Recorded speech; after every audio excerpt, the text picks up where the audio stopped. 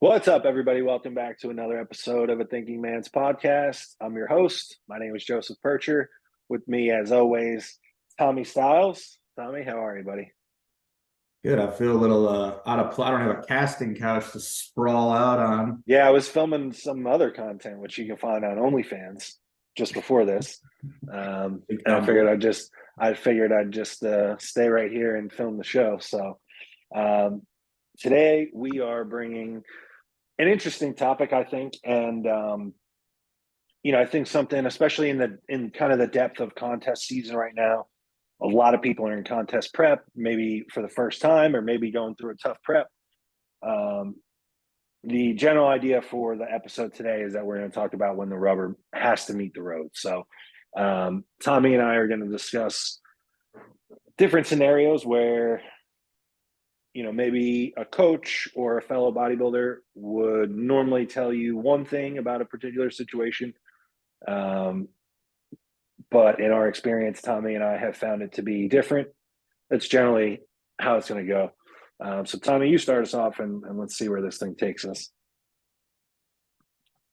So one for me is obviously the food aspect of putting on muscle. I think any coach or any person with a following or anybody who's trying to sell anybody on the idea that you don't need to push food in extreme quantities progressively over time if your goal is to put on obscene amounts of muscle. And this applies for males, females, lifestyle.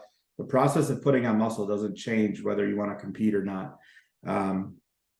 I just think there's too many people that are undershooting the anabolic environment you can create by pushing large amounts of food. And they'll use different things to tell you why you don't have to push food. If you eat too much rice, you'll blow out your stomach, which, yeah, that could happen. But that's if you're doing like 12 cups a day for years, not Right. necessarily someone who's getting up to 400 grams for a short portion of a growth phase. All sorts of different myths I've heard when it comes to pushing food. And then I laugh because I'll be answering updates at my computer, eating a meal I don't want to eat, reading updates from some of my guys over the years who are telling me how full they are and they can't push another bite. And it's comical to me because it's like I'm feeling the same thing you're telling me in this update right now as I answer you. So there's going to be no real empathy or sympathy. I remember in 2018 when it just hit me as I was like gagging on a meal that there's no other way. I just have to figure out a way to push food. That's the only way that my body type and I'm going to get the necessary amount of muscle to continue to be more competitive as I climb the ladder in bodybuilding. And it's been that way ever since. Like I can't, other than later stages of prep, I don't really have hunger. There's no hunger signals. There's just I've built it into my life that I'm going to set a timer when I need to eat. I'm almost always have some sort of anxiety around getting my meals in. I live with that. It's kind of like the urgency I live with to like, all right, what time is it? How many meals have I had? All right, I got to pick up the pace. Meal timing is now 2 hours. Meal timing is now 2.5 hours. So for me, I think the biggest facade people are selling is that there's some other way to put on large amounts of muscle to your frame without pushing the food as high as you can. And there's different things. Obviously, digestion's a huge focus, gut health's a huge focus. I focus on that stuff because I've dealt with issues. But at the same time, it doesn't mean we don't push the food while focusing on digestion. There has to come a point when you're looking at a plate of food and you're just like, I don't want any of this. And you're going to eat it anyway. And that might happen for weeks on end. Just because you don't have hunger present doesn't mean it's time to change gears or cut or mini cut or do it. Like if I went by that logic, I would never grow. I would literally I would have never got over 200 pounds. Yeah. Yeah. And like you're throwing in these caveats, like for digestion and all these things, like, I don't even think you need to condition it, like, because it's just the general theme is like, the way that you worded it, I liked. You were like the environment, the anabolic environment that you're trying to create, and food is just going to be number one. Like, um, I have to give credit to Justin Harris because he says this all the time. It's like, who eats the most meat and rice? That's the guy that's going to be the biggest on the bodybuilding stage, point blank. Mhm. So I think your point as a general theme, like we've talked about it on this show, just in different lights, where it's like, if you're expecting some type of outrageous outcome, the process to get there, of course, would need to be outrageous as well. It does not happen to go slow and steady and then just end up as a freak. It just doesn't happen.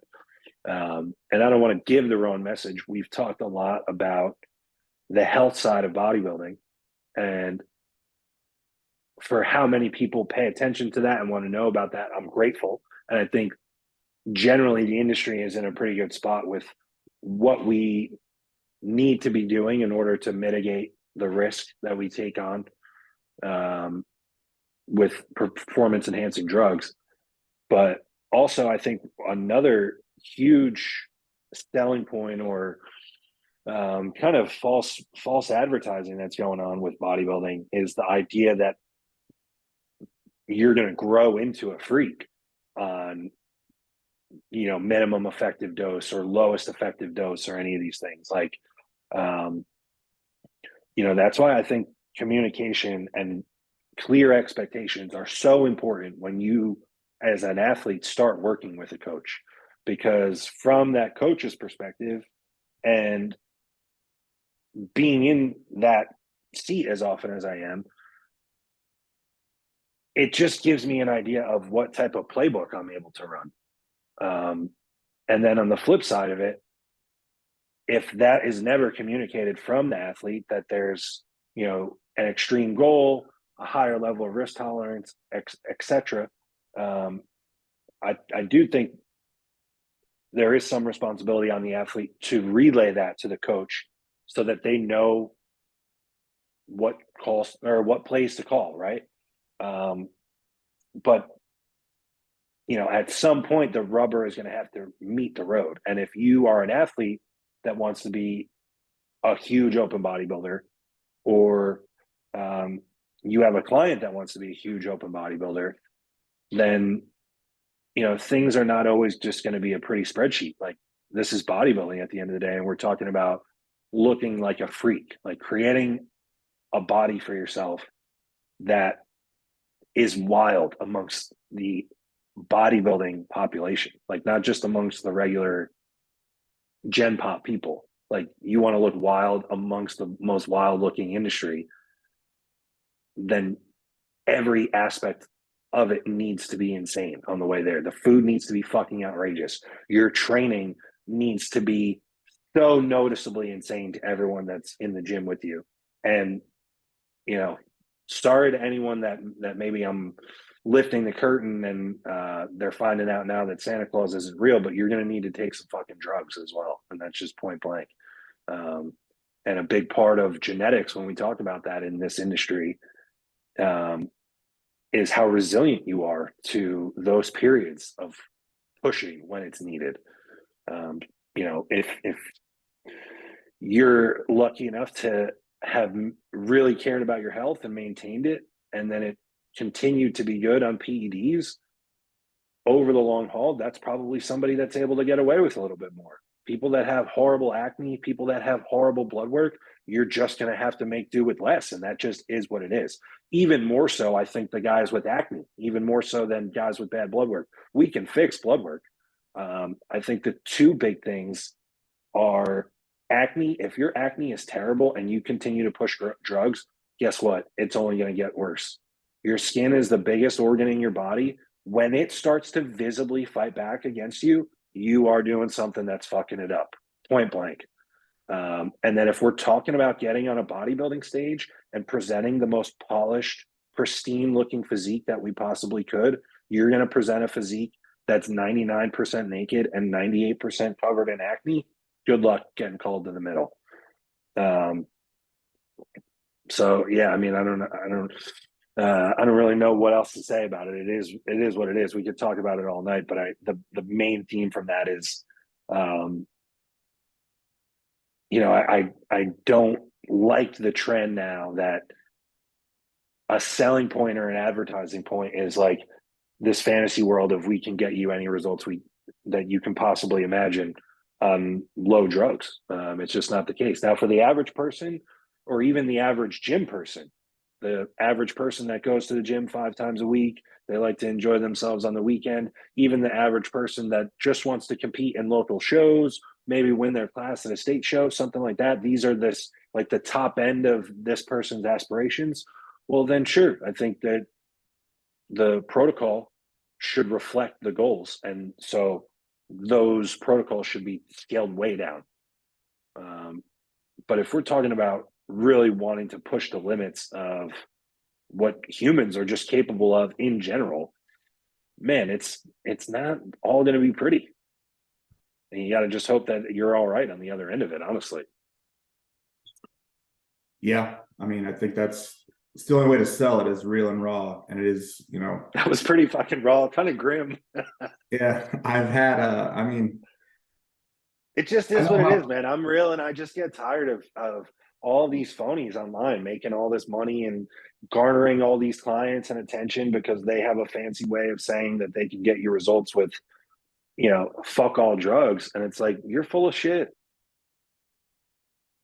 I think it's like you mentioned one thing that stood out to me, and I think it all comes down to communication and working with someone who can be brutally honest. And I have been fortunate enough to have that as with the coaches I've worked with. I have that with Dom currently.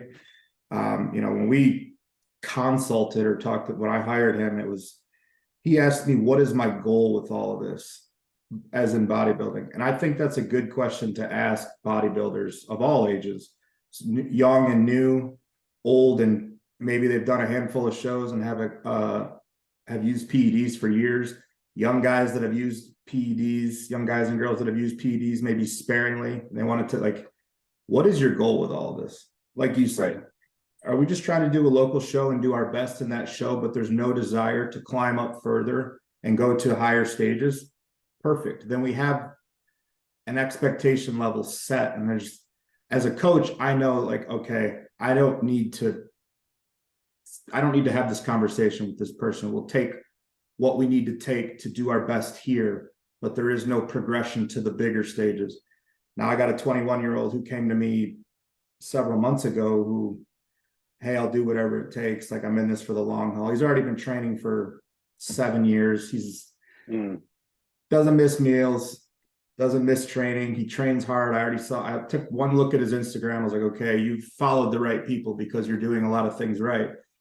That person I almost he has a different game plan where it's I was like, gonna say, okay, man, I almost don't even want you to say that one example because, man, in this current age, I feel like that kid is 1 in 100 or something. I want to say that example so people get an idea of how rare that outlier is.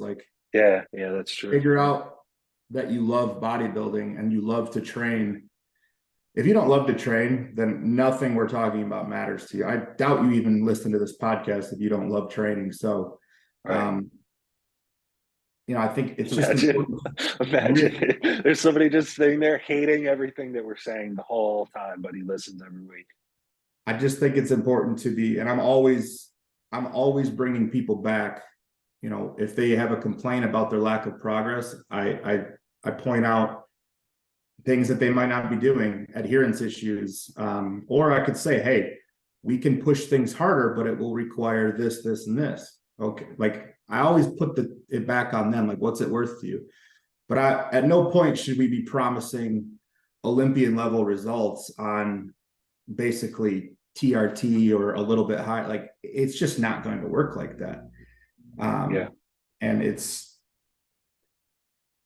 hard to be real and raw about it while trying to remain professional and not kill people's hopes and dreams. But at the same time, it's I'll use myself for an example. I'm pursuing a NAT or pro qualifier stage with my journey. And I can tell you I've added 70 to 80 pounds of tissue since I started in 2014. And I have to have my pinning schedule written out on a whiteboard to keep up with it. That is the level you may have to get to if your goals are to be as big as humanly possible, which mine are. They have been since I was 17. Every decision I have made for at least the last decade, probably longer, has been to be bigger. Every single decision I have made, quitting the fire service, moving to Arizona, it all stems like, I just want to get bigger. That's my life goal. Everything else I'm doing facilitates that goal. And bodybuilding is just an extension of that. Oh, cool. I can live this neurotic, obsessive lifestyle year round. Perfect. That aligns with what I've wanted to do since I was 17. So you just have to be very clear with yourself on what you're trying to get out of it. And there's no shame. You don't have to want to get it. I didn't know I wanted to take it this far when I started competing. At that time, I just wanted to do the show I was doing. And it just kept blossoming. Mm. See, that was one thing too. And I think to that point, just to continue the same conversation, so we hit all sides of it, in that scenario, because I have young guys too. When you do have that scenario where there's a young guy who's like, man, they're so eager, they're so fired up, they're so committed. Maybe they just did their first show.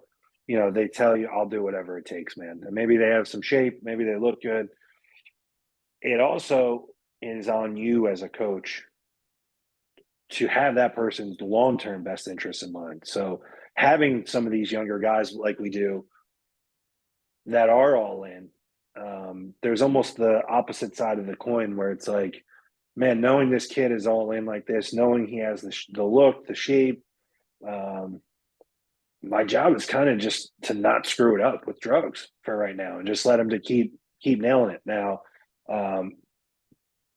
if that person is still all in 6 years down the line, 7 years down the line, then, you know, if health is in a good spot, that's someone that is going to do what's required for the goal at hand. Like, because that's somebody that has within their reach some really crazy goals or, you know, or achievements. So yeah, it just is it's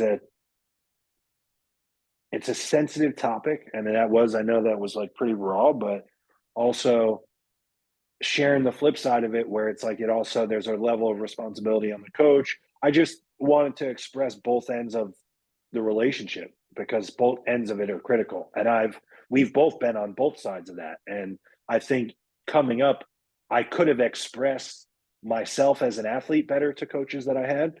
And then also there are times as a coach where I'm like, you know, man, I should have dove in deeper about this guy and found out even more, even beyond what all the screening that I did originally. So if nothing else, I think if athletes / coaches hear that, the takeaway will be more than just, hey, bang a bunch of drugs if you expect to be awesome. It's like, you know, just know that this is a card that you can thoughtfully play at some point, and probably will have to if it's something you're all in on and you have the goods. But it's just, man, it just gets old seeing a lot of the same shit parroted online by people that have never produced anybody that looks like they work out. I mean, I'll give credit to Gary Turner. He probably said this to you as well. Like, we talk all the time about how bodybuilding is a marathon, not a sprint. There are portions of that marathon that you have to be willing to sprint, though. Right. I've had this talk with some of my clients. Like, some of you guys are using that statement as a crutch to not be urgent enough with your day-to-day actions and your progress. Right. Make no mistake about it. You're not going from a first-year lifter to an Olympian stage unless you're a freak the next year. But at the same time, those first 5 years of true bodybuilding and true drug use, if that comes into play at any time, there should be some substantial progress if you're checking all your boxes. Now, it might not look like it visually compared to the sea of athletes you can see online. Right. And you might not see that, but if you take your pictures, that the last set of pictures that you take as a natural, and then 3 years later, you put them next to the pictures of you having been 3 years enhanced, it should be night and day difference. And I, Dude, I'm thinking about mine. Oh man, I'm thinking about mine right now. yeah, I was so fat and I was so small, dude. I had no same. muscle and I was fat. And I remember posing. You could see it in on my face in the photos. While I was posing, I had my college roommate take these photos. And I was like, dude, I'm a fucking savage. In my head, this is what I was thinking. Now, seeing what was on the other end of it, my roommate was probably like, look at this dumpy bastard. Oh yeah, dude, I was a soy boy, just a soft. So yeah, that's, I do think there have to be parts of the marathon that you're willing to fucking start sprinting for. Man, to your point, I have to say, man, now that I think about that, and I don't think I have like, it obviously didn't parlay into me being some type of fast tracked freak. So I wouldn't say that my genetics are anything special. But like that last set of pictures as a natural, and then like 1 year into me being on gear, I look like an entirely different person. So if that's not the case, you and or your coach are fucking it up. I tend to put it more on the part, like, because I feel like when you add gear to the mix to someone who trains It's and you, hard to fuck it up as a coach. Like there's you a should lot be making a happening lot of there. accidental progress. Yeah, yeah, exactly. Yeah. And that's how Like you can even tell. just your ego being on cycle the first time, your ego should drive progress. Where every time you want to be stronger, like, yeah, your first cycle will allow you to do that. It's the only time in your life. I just remember every time I got on the scale, it was just like, I was heavier, 3 pounds my, heavier. is Yeah. there weights attached to me? Like, am I holding a gallon jug? Like, I'll take it one step further even because I went through that experience. I was in college and I lived with 8 guys at the time. So 8 guys all partied and fucked around and all this stuff. And I would be sitting on the couch in the corner at the party, literally eating out of a Tupperware or like just getting back from the gym in the middle of a crazy house party.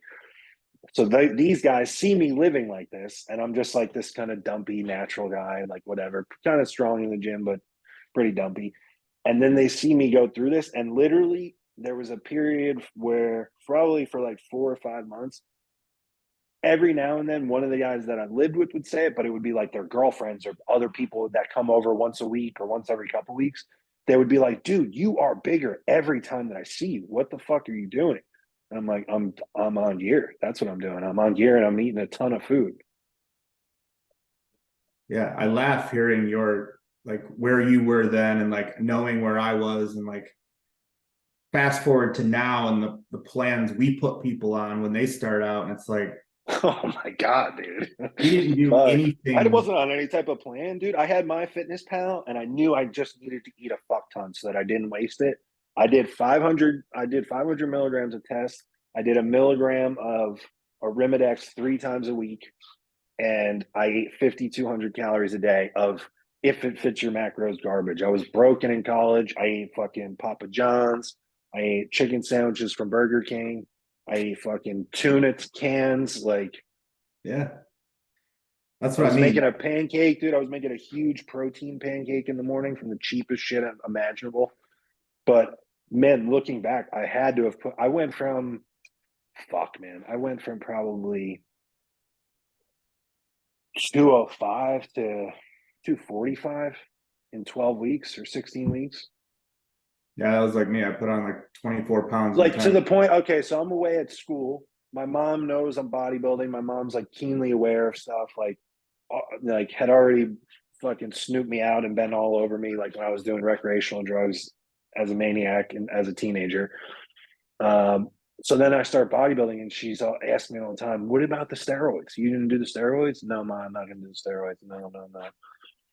I did that cycle while I was away at school. I came home for winter break and my mom marched into my room and was like, what the fuck are you doing? And I'm sick because in my head I was like, fuck yeah, dude, it's working. See, that's awesome. My mom watches these, so she knows everything I do. But Yeah. she last I was in my last trip to Michigan just a month ago. Like, I can't reach my rear delts to pin, so my mom gave me my injections while No I was in Michigan. fucking way, dude. Whoa. See, I my mean, mom wouldn't take it she's a that far. nurse, so She's very, oh, see, that's different. That's different. That's cool. That's really cool, actually. My mom, it's cool, and I can talk openly about it. I mean, she knows, like, she sees the stuff I put on Instagram, like I'm educating about it. And for a while, I purposely would send her my blood work because I'm like, here you go, I'm on, and everything that they all told you about in the media was bullshit because my health looks better than yours. Um, but she also doesn't. It's like she don't ask about it, and she doesn't want to see it or know about it. yeah, that's I think that's a But typical she's mom. funny though, dude. Not to make this about her, but she's funny. Like I stayed at that. Well, when I was living in Texas, I came home for her birthday and stayed at home. And I just brought all my stuff, whatever. And then on the last day, she like cleaned my room for me. Like I was out of the house, and she like cleaned the room for me. And so I come back, like getting ready to go to bed on my last night there, and the room is spotless. And then there's just like a fucking 21 gauge syringe and needle just in the middle of like the desk on the table. Like she cleaned everything and then found that and just like dropped it on the desk. Like, hey, found this. I still know about this. Yeah, she's bizarre. In case anyone that is listening that doesn't know my mother, she's insane. All right, what else you got? That was a good mom segment. Yeah.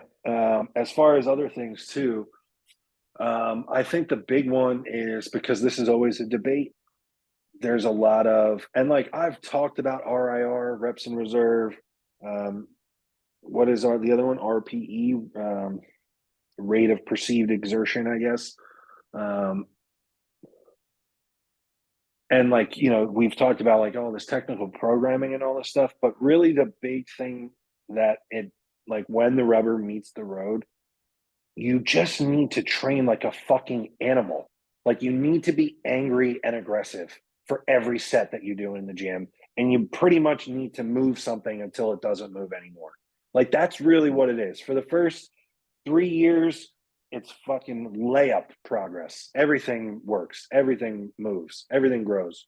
From like 3 to 6 years, it's still kind of that case, but you need to pay a little bit more attention. You might start to notice that some body parts grow better than other ones.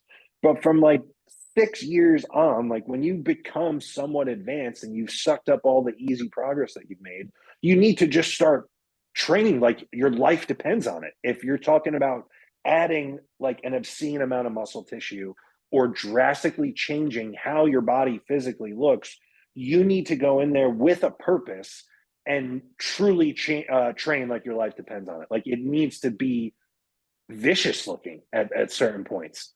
It can't be so technical and bottled up. Like just get angry and move it until it doesn't move, and then film it if you need to. Whatever, take a look at it after the fact. But you should be smoked when you leave the gym. Like you should be physically exhausted when you leave the gym. And like I just see people that just don't fucking train hard. And I hear people that talk about not having to train hard. And it's just, I know we sound like we're like complaining, but it's just a PSA. Like when the rubber meets the road, these things have to happen. Like, let's not forget that these are the pillars of what makes bodybuilding what it is. Yeah, I mean, I'm glad we brought up training. I think it's difficult to not sound like we're complaining, but also at the same time to not sound like we're almost retracting certain statements Yeah. we've made on previous episodes, which you put on enough episodes, you might start Right. to We do this once a week. you might We're start going to to have sound, different perspectives about things. yeah, but it's a testament to us. We're both on journeys ourselves, and it's like it all starts to come back around, and then you get back to things that you might have got away from because you thought there was a better way, and then you start to realize like maybe I was on the right way. It was just I needed to stay on that way longer. And that's kind of where I'm at, similar to what you just said. Is we had that equipment draft on one of our episodes a couple weeks ago, and like think of all the awesome pieces we picked. Yeah. Think about if you were put in a gym and you only had 5 or 6 options, and a lot of it was dumbbells, barbells, and steel plates. You would be forced to make that work. Yeah, I There's did a it all lot of COVID, pro dude, in the fucking bodybuilders. shed, and it was awesome. There's a lot of pro bodybuilders who still to this day they don't have the best equipment available. They train with what they Right. have. Like Chris DiDomenico comes to mind. Like that That dude dude still bangs. Yeah. squats 405 and 495, deadlifts 495, benches Run 360. squats, bro. He does it all. He does all the barbell shit. Got a pretty good muscular physique. Now, structurally, he's not the most gifted, but that is what it is. You're not that's not because of how he trains. So I think a lot of people need to, I'm very spoiled when it comes to the equipment I have. I know you are too. And I think sometimes you need to you do need to put movements in your programming simply because they're hard and they challenge you. Hard. Yes. Well, also there's something to that though, because I feel like people might hear that and say, oh, that's bro, that's meathead shit, that's bro shit. But there's something to that because for quite a while I had shoulder pec injuries, I had a lack of stability issue. And so because of that, I thought, oh, I'll just lean into machines. And I did almost predominantly machines for a good, I don't know, year period or something like that. And then I came back to a lot of these dumbbell free weight movements, and it was like embarrassing how weak and fragile I felt. So there absolutely is something besides just, oh, it's like, do the hard stuff. It's like there's something to that. Like you're challenging your body on a functional level as well. Like your body is like machines are great. And if you saw me training in the gym, I do use like probably still the majority of them are like fixed machines. But that doesn't mean you shouldn't have like the functional capability of still being able to do these core movements. I think that's a big piece. Like you said, like, depending on where your season is at and where you're at with body fat, calories, PEDs, all these things should be considered, and context is king, we know. But yeah, there's a great argument that there should be a group of like foundational movements in every training block that you do. Yeah. And I think, at the end of the day, sometimes it's just about one, doing things that are hard and challenge you and challenge your core stability, but also there's a different factor you get when you do shit like that. If it's Mentally, the mental win, and if it's requiring more exertion, full body, for sure. Oh, to 100%. me, that creates an environment back to food where we get to increase food and add more human to your frame. Now we can get into hypertrophy, and Yes. barbells don't stimulate as much hypertrophy as machines. Trust me, I use just as many machines as the next guy. I have some of the best ones. Who the hell says that? Huh? Who the hell says that? Says what? Is that an argument right now that a barbell doesn't stimulate as much? I've seen some study. Ben Yanes? Could be him, could have been others. I don't know. I can only skim them, but I did see one recently that was actually very beneficial to that bodybuilders have already figured out, but it's just nice to see that it's being released, is that the number of quality stimulating reps is more important than the amount of sets. So what that means in layman's terms is less sets with closer reps to failure. Yeah. Is better than sets with not as many reps to failure, but more sets and reps total. Well, that was my general getting point. Closer to that failure threshold to put on tissue. That was my general point, and especially that was done, I believe, on advanced trainees. Finally, male advanced trainees, and it was like, yes, the failure group grew more muscle. Like, and that's something like that's just finally now confirmed, and that's what we've talked about on the show. Where I'm like, you guys cannot wait for the research to confirm something, because bodybuilding is going to be ahead of that. We are seeing it live in action. What's happening? Like all of us are acutely aware internally and visually what's going on with ourselves. So to wait for research to hear like, man, I've been training for 7 years and it seems like progress is completely stalled. I leave 3 reps in the tank every set. I wonder what I could do to improve. Like, motherfucker, train until it falls off. Like, what are we talking about? It's common sense. Yeah, I think a good, somebody new who hasn't figured out how to get to failure mentally, I think it's best to start with like, say I put you on a leg extension and I'm going to make you, you're not allowed to get up until you can't move that 4 inches. Yeah. That's it. That's your set. So we'll go from full reps to partials to Man, even that's rest smart pauses. doing it on an extension. I've put people in a reverse band hack Yeah, squat that's a good to option teach too. them. Yeah, because you can grind through those reps. You know what I mean? You can get through a ton of them. You could get through 5 or 6 reps that look exactly the same, grinding them out on a reverse band. But it's kind of torturous now that I think about it. An extension's probably a little bit more practical. I mean, if you have it, just the context is king. It depends on where that person's at. I would, Yeah, and yeah, then my next step would be like, okay, hack squat or leg curl or what. yeah. Like, I'm gonna show you how to take each muscle to failure, so that way you have an idea. But there has to be some grit and some dog in you to be Yes. like, you know what, I'm gonna get on the hack squat today, and I don't have a number in my head. When I can't stand up anymore is when the set's over. That's a Yeah. good one. I bet you make a lot of progress if that was your goal 1 time a week for 52 weeks straight. I would be willing to bet you would make more progress doing that than following some carefully designed training program with program deloads and all this other shit. I saw Yeah. something interesting that Leroy Davis said, which if you don't know Leroy, please fuck off. Fuck your mother.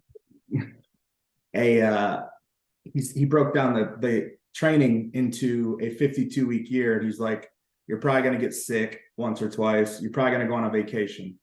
So that's 3 weeks. You have 49 weeks to nail every training session. Now, let's say you train 4 times a week, because that's what I do right now. That would be what, 208, 196 training sessions that you get with that 3 weeks taken off. If you made it your goal to train as hard as you can for 196 times across the calendar year, there's no way you're not making progress. There's just no way, by the law of repetition, that you will not be better if you do these things. And if you nail your food and nail your cardio and your sleep and your hydration, and you're using PEDs in a way that benefits your goals, quadruple that progression. It's such a simple process. And I guess that's a good message for this, is like the rubber meets the road when you just keep it simple and do what you're supposed to do day in and day in and day out. Like, my best guys that I've worked with, or I currently work with, I guarantee I could call them up and be like, hey, when's the last time you missed a meal? And they would actually have to think about it, because it's not a thing that happened. It would be like, oh, you know what? Like, I had to take my daughter to the emergency room one night. Couldn't bring 2 meals with me. It would be something catastrophic like that. I have people that, and it's, so that's how I know, like, the simplest approach does win in the long run. Man, it doesn't get much more simple than just meat and rice. Dude, you merit that up, and I actually wanted to touch on that because we've talked about different ways to get your food and your calories in it. We're not, pulling back that statement, but at the same time, I could probably put together a pretty good bodybuilding diet with about 10 foods total. Oh, for sure. And we It's talk just, about I think rice that's a cakes big, and yeah, a big one there. I think maybe the biggest determining factor about that is not even efficacy, but more so the psychology of the person. yeah. And like, full disclosure, I'm going through a little bit of a meat and rice type self experiment, because I've talked about, and it was true, I made great progress during a stretch where I ate 3 whole meals and I did cream of rice with whey 3 times. And I don't think anybody would argue that I made awesome progress in that. Now, on the flip side of that, I've never really done just fucking brutal consistency of 6 whole food meals a day over the long haul. So that's what I'm shooting to do. And so we'll see. I think, and we talk about, if you really want to get into health, I mean, are large quantities of rice for years and years and years the best thing? Probably not. I don't think any amount of food eaten like a bodybuilder. I mean, I got veggies in, I got fruits in, I got all my health subs in. My point is the Asian culture eats a lot of rice, and they Oh have some of yeah, the best health and blood work ever. So yeah. I believe some there of are the best worse life things you can binge expectancy. eat.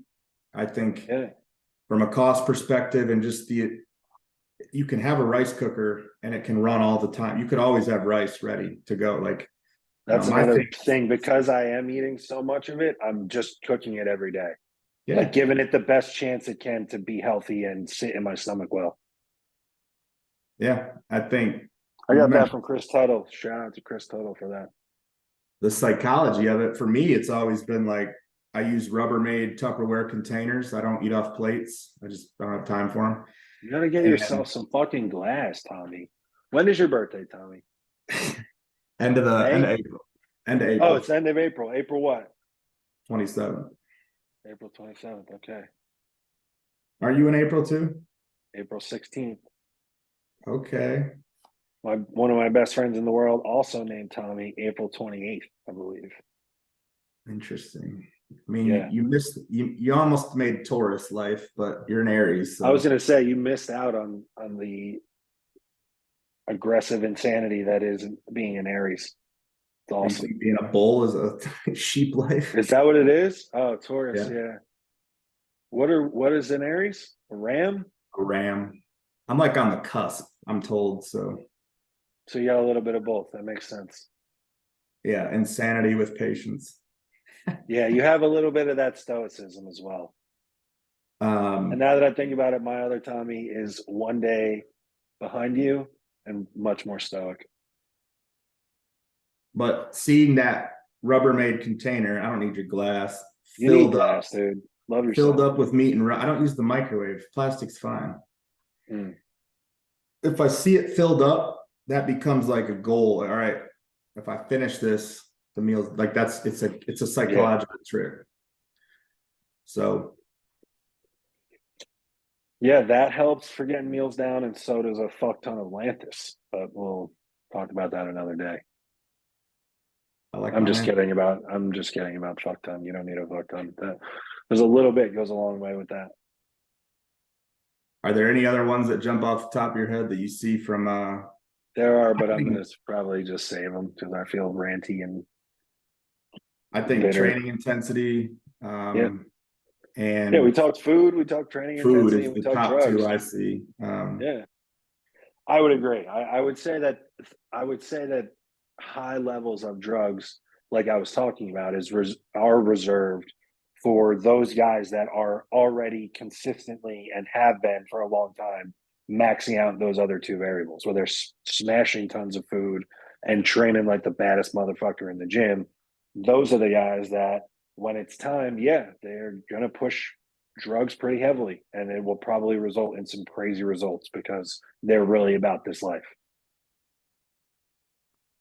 One more to touch on, I think, and we could probably close it out, is I think there's this increased awareness about training volume within a contest prep, which I don't think is a bad thing, but at the same time, some people are taking it too far and they're almost creating like a crutch. Like if they have one session where they start to feel a little bit of tiredness or their strength, then all of a sudden they need changes. And it's like, you can't react to every single feeling you have in body. But like I talked about being full, like if I'm full, like, oh, I need to mini cut, like, nope, you just need to lean into it.